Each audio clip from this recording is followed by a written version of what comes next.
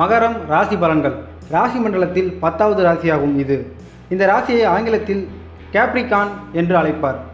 வானமண்டலத்தில் 10வது ராசியாக வருவதால் இதை உச்சி ராசி அல்லது உச்ச ராசி என்று அழைப்பர். ஏனெனில் ஜோதிடத்தில் 10ஆம் இடம் என்பது உச்சியை குறிக்கும். இது ஒரு சராசரி ராசியாகும். மேலும் பஞ்சபூத தத்துவங்களில் இது நிலராசியாகும். அதனால் இது பூமி ராசி என்றும் அழைக்கப்படும். மேலும் இதை சிவன் ராசி என்றும் அழைப்பர். மேலும் இது பாதி பயன் தரும் ராசி என்றும் அழைக்கப்படுகிறது. மேலும் இதை இரட்டை ராசி என்றும் அழைப்பார்கள். இந்த ராசியை தொழில் ஸ்தானிபதியானவரும் ஆயுள் காரகருமான சனி பகவான் ஆட்சி செய்கிறார். சனி இரட்டை ஆட்சி செய்வதால் இது 2 ராசி என்றும் அழைக்கப்படுகிறது. மேலும் இது குறுகிய ஏற்றமுள்ள ராசி என்றும் அழைக்கப்படுகிறது. இந்திய பழமையான நூல்களில் இந்த ராசியை மான் தலையும் முதலை உடலும் கொண்டதாக குறிப்பிடப்படுகிறது. அதே சமயம் கிரேக்க ரோமானிய நூல்களில் ஆட்டு தலையும் மீனின் உருவமும் உடையதாக இந்த ராசி குறிப்பிடப்படுகிறது. அதே சமயம் மேற்கத்திய மேல்நாடுகளில் வெள்ளாடு முகமும் கடல் குதிரை உருவமாகவும் குறிப்பிடப்படுகிறது. ஆனால் மான் தலையும் முதலை உடலும் என்பது இந்த ராசியின் சரியான சின்னமாகும். அதனால்தான் இந்த ராசியில் பிறந்தவர்களை குறிக்கும் பொழுது இவர்கள் தண்ணீரில் இருந்தால் முதலை என்றும் தரையில் இருந்தால் உடும்பு என்றும் குறிப்பிடுவார். ராசி மண்டலத்தில் 240 டிகிரிக்கு மேல் 270 டிகிரிக்குள் இந்த ராசி வியாபித்துள்ளது. இந்த ராசியில் உத்திராட நட்சத்திரத்தின் 1ஆம் 2ஆம் 3ஆம் 4ஆம் பாதங்களும், திருவோண நட்சத்திரத்தின் 1ஆம் 2ஆம் 3ஆம் 4ஆம் பாதங்களும், அவிட்ட நட்சத்திரத்தின் 1ஆம் 2ஆம் பாதங்களும் அடங்கியுள்ளன. இந்த ராசி சனியின் சொந்த வீடாக வருவதால் சனி பகவான் இந்த ராசியில் ஆட்சியாகவும், இந்த ராசியில் சகோதரக்காரனான பூமி காரணகனுமாகிய செவ்வாய் பகவான் உச்சமாகவும், குழந்தைக்கு காரணமாகிய குரு பகவான் இந்த ராசியில் நீசமாகவும், தகப்பன் காரனாகிய சூரிய பகவான் இந்த ராசியில் பகையாகவும், மற்ற கிரகங்கள் நட்பாகவும் ஆட்சி செலுத்துகின்றன. உடல் அமைப்பு. சனி பகவான் ராசியில் பிறந்த இவர்கள் ஓரளவு நல்ல அழகுடன் விளங்குவார். ஆரம்பத்தில் மிகவும் மெலிந்தும் இணைந்தும் காணப்படும்.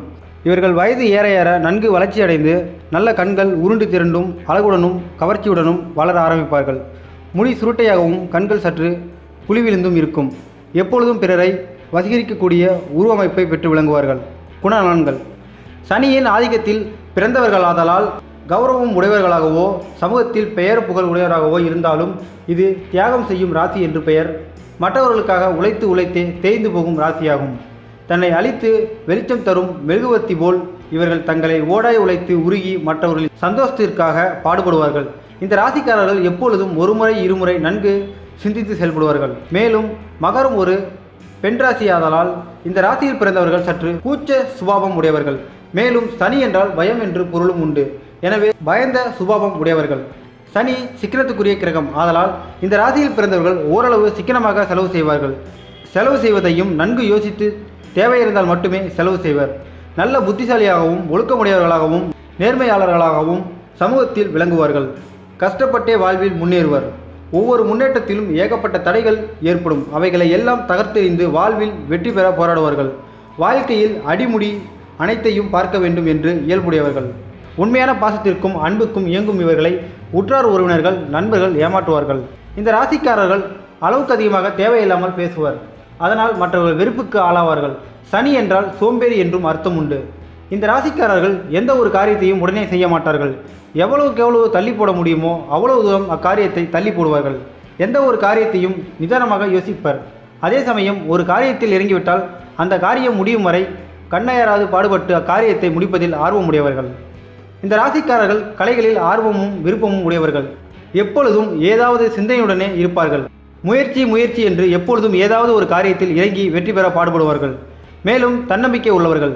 மற்றவர்கள் இவர்களை பேசினாலும் அதை புன்முறுவலுடன் மறுத்தளிக்கும் பரந்த மனப்பான்மையுடையவர்கள். இந்த ராசிக்காரர்கள் தங்களுக்காகவே எந்த காரியத்தையும் செய்ய மாட்டார்கள். இவர்களை யாராவது தூண்டிக் கொண்டிருந்தாலே மட்டுமே மலமளவென காரியங்களில் இறங்கி வெற்றி பெற பாடுபடுவர். சற்று பொய் பேசுவதில் வல்லவர்கள். இல்லாததை ஒன்றை இருப்பதாக கூறி அதை கற்பனையாக பேசுவதில் வல்லவர்கள். நல்ல புத்திசாலிகளாகவும் நல்ல உயர்ந்த பண்பாடு உள்ளவர்களாகவும் விளங்குவர். பொருளாதாரம்.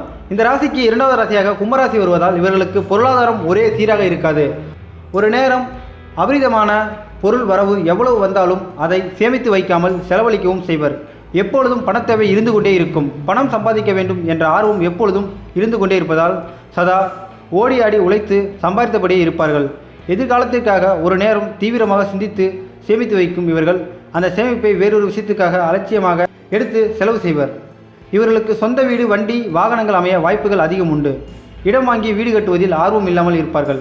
இவர்களை எப்பொழுதும் யாராவது தூண்டிவிட்டு கொண்டிருப்பதால் அந்த லட்சியங்களை அடையும் ஆர்வம் உடையவர்கள். வாசனை திரவியங்களை பயன்படுத்துவதில் மகிழ்ச்சி அடைவார்கள். எப்பொழுதும் பணம் சம்பாதிக்க வேண்டும் என்ற ஆர்வமுடையவர்கள். திருமணம்.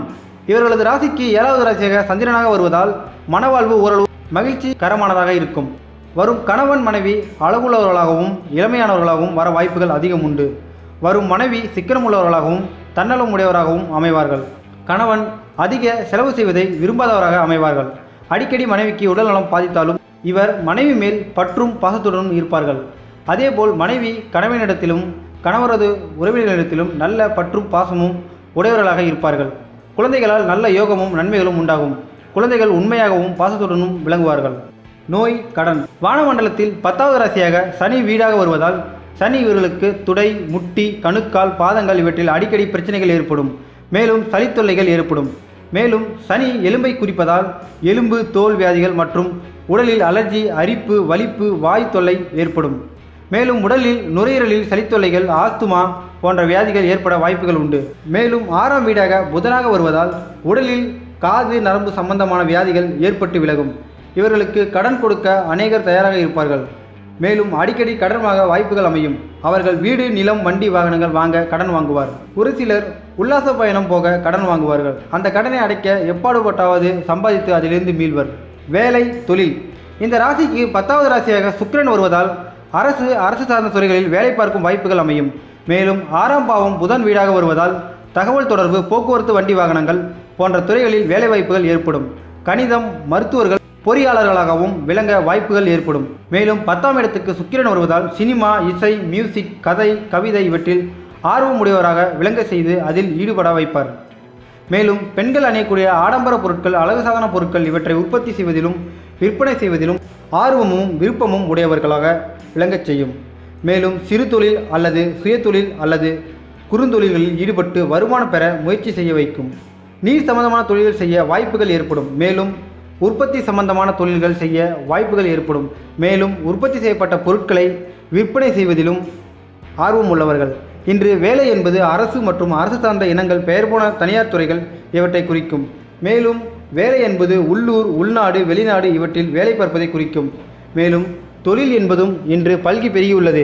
எவற்றை செய்தால் லாபம் ஏற்படும் என்பதை எல்லாம் அவரவர் ஜாதகத்தை வைத்துதான் முடிவு செய்தல் வேண்டும். வேலை, தொழில் என்பதையெல்லாம் ஒவ்வொருவரின் தனிப்பட்ட ஜாதகத்தை வைத்து முடிவு செய்தல் வேண்டும். மேலும் அதற்குரிய தசாபுத்திகள் வர வேண்டும். இதையெல்லாம் ஒருவரது தனிப்பட்ட ஜாதகத்தை வைத்துதான் பலன் கூற முடியும். இங்கு பொதுவான விஷயங்களே குறிப்பிடப்பட்டுள்ளது. அதிர்ஷ்டமான கிழமை புதன், வெள்ளி, சனி. அதிர்ஷ்டமான எண்கள் 5, 6, 8. அதிர்ஷ்டமான நிறம் பச்சை, வெண்மை, கருப்பு. அதிர்ஷ்டமான கற்கள் மரகத பச்சை, வைரம், கருநிலக்கல். ஒவ்வொரு ராசியில் பிறந்தவர்களின் பொது பலன்கள். மனிதனாக பிறந்த எவரும் ஏதாவது ஒரு நட்சத்திரத்தில், ஏதாவது ஒரு ராசியில், ஒரு லக்கணத்தில் பிறந்தே இருக்க வேண்டும். இது உலக நீதி. இதில் ஜாதி, மத, இன வேறுபாடின்றி மனித குலம் அனைத்திற்கும் இது பொருந்தும். இதில் ஜாதகம் எழுதியவர்களுக்கும் ஜாதகமே எழுதாதவர்களுக்கும் இது பொதுவானதாகும். இங்கு ஜாதகத்தில் மேல் நம்பிக்கை உள்ளவர்களால் மட்டுமே பொதுவாக ஜாதகம் பார்க்கப்படுகிறது. ஒவ்வொருவரும் ஒவ்வொரு ராசியில் கட்டாயம் தனித்தே ஆக வேண்டும். கீழே ஒவ்வொரு ராசியில் பிறந்தவர்கள் அந்த ராசியின் தன்மை, குணநலன்கள், இன்ன பிற விஷயங்களை பற்றி சுருக்கமாக ஆண் பெண் இருபாளர்களுக்கும் பொதுவான விஷயங்களை முகநூல்களின்படியும் நவீன விஞ்ஞானப்படியும் உள்ள ஒரு சில பொதுவான விஷயங்கள் விளக்கப்பட்டுள்ளன. இது ஒரு பொதுவான கருத்தே இன்றி முடிவான கருத்தல்ல. ஏனெனில் இந்த உலகில் பிறந்த ஒவ்வொரு ஜாதகமும் ஒன்றிலிருந்து ஒன்று வேறுபட்டதாகும். அவரவர் முன்ஜென்ம வினையின்படியும் இஜென்ம வாழ்க்கை அமைவதால் அதற்கு தகுந்தபடி அவரவரது கர்மா அமைகின்றது. எனவே பொது கருத்தை சிறப்பு கருத்தாக கருதாமல் அவரவர் ராசியின் பொதுவான குணநலன்களை இங்கு கொடுக்கப்பட்டுள்ளன. ஒரு ராசியில் பிறந்தவர்கள் என்றாலே அவர்களுக்கென்று உருவ அமைப்பு, குணநலன்கள், கல்வி, வேலை, தொழில், திருமணம், சொத்து, நோய், கடன் என்று உள்ளன. உதாரணமாக உருவ அமைப்பு என்று குறிப்பிடும் பொழுது ஒரு சில நாட்டில் இருப்பவர்கள் வெண்மை நிறமாகவும், ஒரு சில நாட்டில் இருப்பவர்கள் கருப்பாகவும், ஒரு சில நாடுகளில் பிறந்தவர்கள் குட்டையாகவும் இப்படி கலந்தே இருப்பர். எனவே இங்கு உருவ அமைப்பை பற்றியெல்லாம் குறிப்பிடுவது பொது பலனாகும். ஒவ்வொரு ராசியில் பிறந்தவர்களுக்கென்று தாய், தந்தை, உடன் பிறந்தோர், கல்வி, வேலை, தொழில், திருமணம், குழந்தை, சொத்துகள் இவையெல்லாம் பொதுவாக குறிப்பிடப்பட்டாலும் அவரவர் ஜாதகப்படி இந்த பலன்கள் எல்லாம் மாறத்தான் செய்யும். உதாரணமாக கல்வி என்று எடுத்துக்கொண்டால் இன்று எவ்வளவோ படிப்புகள் வந்துள்ளது. ஜோதிடத்தில் 2ஆம் வீடு என்பது +2 வரையிலான கல்வியை குறிக்கும். 4ஆம் வீடு என்பது ஐடிஐ, பாலிடெக்னிக், இன்ஜினியரிங், கலை, அறிவியல், மருத்துவம் இவற்றையெல்லாம் குறிக்கும். 9ஆம் வீடு என்பது உயர்கல்வி அல்லது முதுகலை படிப்புகளை குறிக்கும்.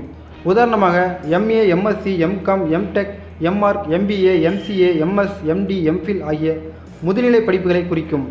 12ஆம் வீடு என்பது ஆராய்ச்சி படிப்பை குறிக்கும்.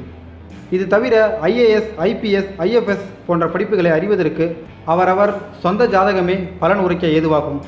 மேலும் ஜோதிடத்தில் 6ஆம் இடம் அல்லது 6ஆம் பாவம் அல்லது 6வது ராசி என்பது வேலையை குறிக்கும். இந்த சர்வீஸ் என்பது அரசு அல்லது பெயர் போன கம்பெனிகளை குறிக்கும். குறிப்பாக கை நீட்டி மாத சம்பளம் பெறுவதை காட்டும்.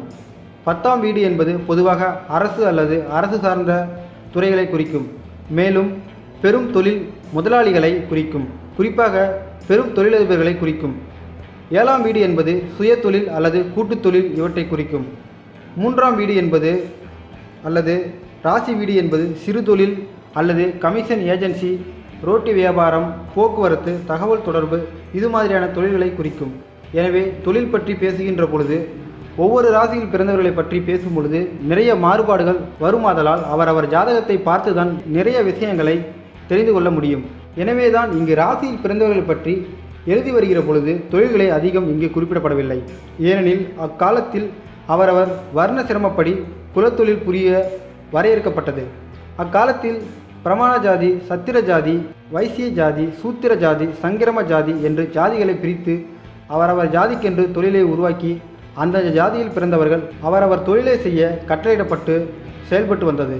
ஆனால் மாறி வரும் விஞ்ஞான காலத்திற்கேற்ப தற்காலத்தில் யாரும் எந்த படிப்பும் படிக்கலாம், எந்த வேலையும் தொழிலும் செய்யலாம் அல்லது பார்க்கலாம் என்று வந்துவிட்டதால் அது பற்றியெல்லாம் இந்த ராசி பலனில் ஒவ்வொரு ராசிக்கும் உண்டான தொழிலை குறிப்பிடப்படவில்லை. ஏனெனில் ஒவ்வொரு ராசிக்கும் வேலை அல்லது தொழில் என்று எடுத்துக்கொண்டால் ஏகப்பட்ட தொழில்களை குறிப்பிட வேண்டும். ஆனால் பொதுவாக இங்கு தொழில்களை குறிப்பிடப்படவில்லை. அவரவர் ஜாதகத்தை பார்த்து இது பற்றிய விவரங்களை விரிவாக தெரிந்து கொள்ளவும்.